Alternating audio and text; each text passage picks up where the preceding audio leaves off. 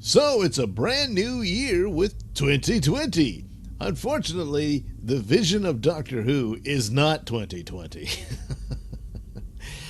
So, of course, we don't have Christmas shows anymore. We have New Year's shows because Christmas is, well, really problematic. And so we're going to do New Year's. And so this year we had the Doctor return with a brand new adventure called Spyfall. Get it?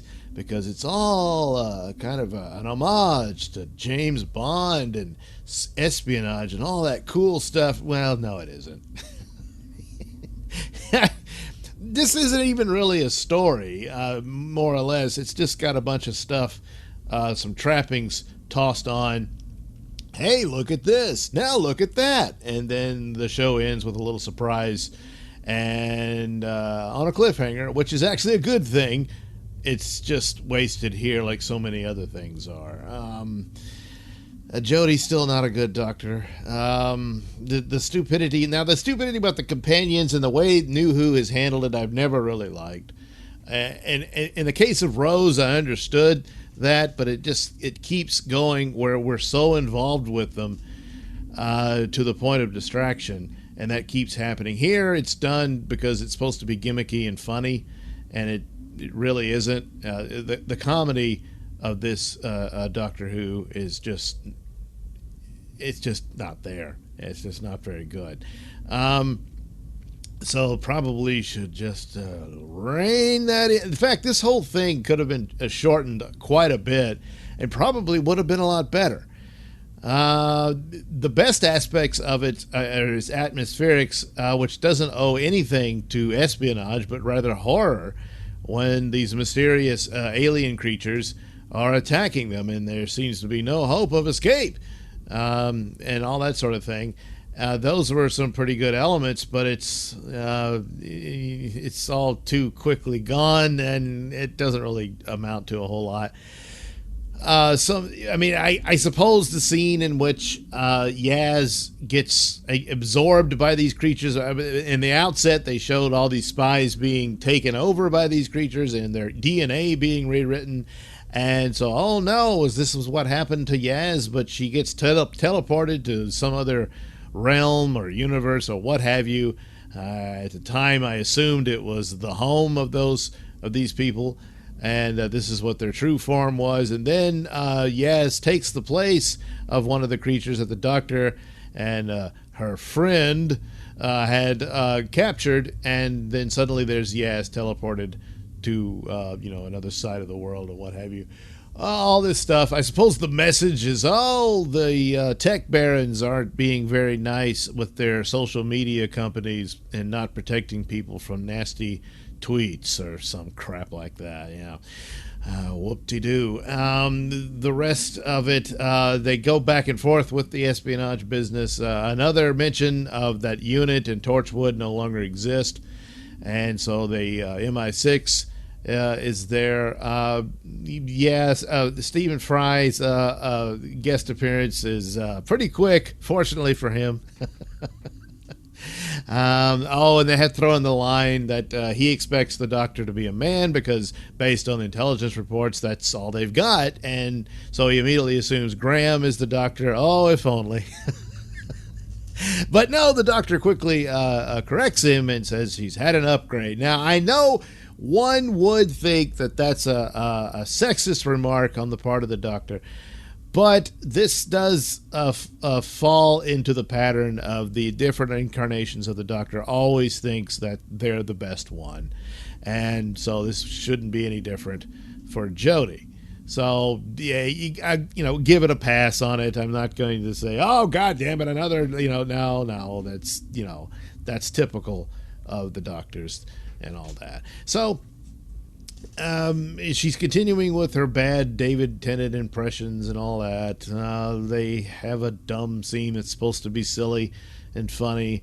They all dress up in tuxedos, and the Doctor, of course. Now, the long coat, you would think, the Doctor's got that laying around, but it seems all she has are these ridiculous high water pants. It's just, it's really, really stupid. But anyway, so there they are, because, they're all James Bond now. And yeah, the tech lord guy, CEO Baron, whatever he is, they go on a car chase, and so the doctor and her companions, or her fam rather, hop on some motorcycles, and oh god, it's so bad. Plus, once again, the doctor just puts all her friends in horrific danger. I mean, the guy is just shooting at them, and they're laughing and joking about it and whatnot. And jeez, it's just pretty stupid. So they chase the guy all the way to a plane. They get on it, and lo and behold, he disappears. It doesn't really matter. There's a bomb, blah, blah, blah. The big reveal, spoilers, we now have the new master. And apparently he's taken over, or the appearance, rather, of a former friend. And now this guy, and I'm blanking on the name, he went by his spy name O, and he looks familiar. Was he in an earlier episode of the new Who series, like Tenets 1 or something? I can't remember. He really was someone that the doctor had met before, and they'd established that or whatnot. But anyway, sad news, he's dead. Because the master has taken his identity. I guess the master was able to regenerate to a form that looks like him. So the master's better at regenerating than the doctor is, can pick a form if he wants it. So Missy's gone. Of course, Missy was supposedly dead at the end of Capaldi's run-in with the Cybermen, and her earlier incarnation told her that don't bother trying to regenerate, it won't work. Well, somewhere there was a back door out of that, and so now the master has been involved with these mysterious aliens, wiping out these secret agents all across the world, and probably.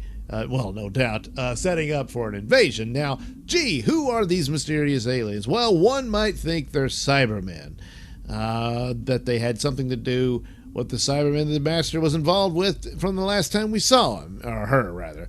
But I'm not thinking that's the deal. There was a few words dropped about a multiverse and multiple Earths and all this sort of thing, so I guess they're going to approach that.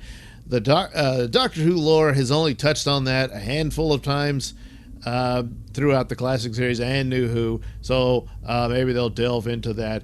But fine, whatever. That could be an interesting thing for them to explore. But the Master didn't just do that. The Master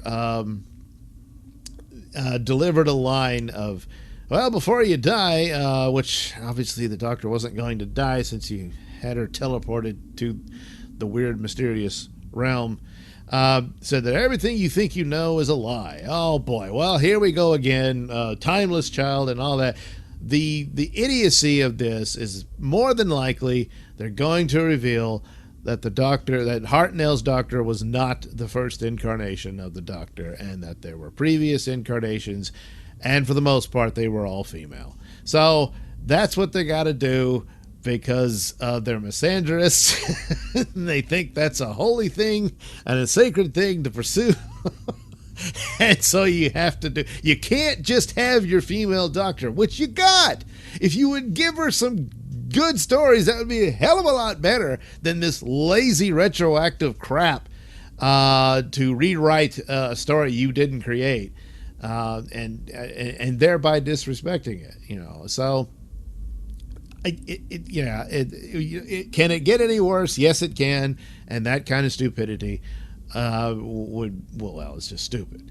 So it's too bad. I mean, like I said, most of this was just trappings of this. So of course the little things tossed around about James Bond and whatnot, and then a few things about the Doctor and the history and whatnot of the lore and what have you, and of course, finally. For a long time, we didn't get to see the Master's favorite weapon, which is shrinking people.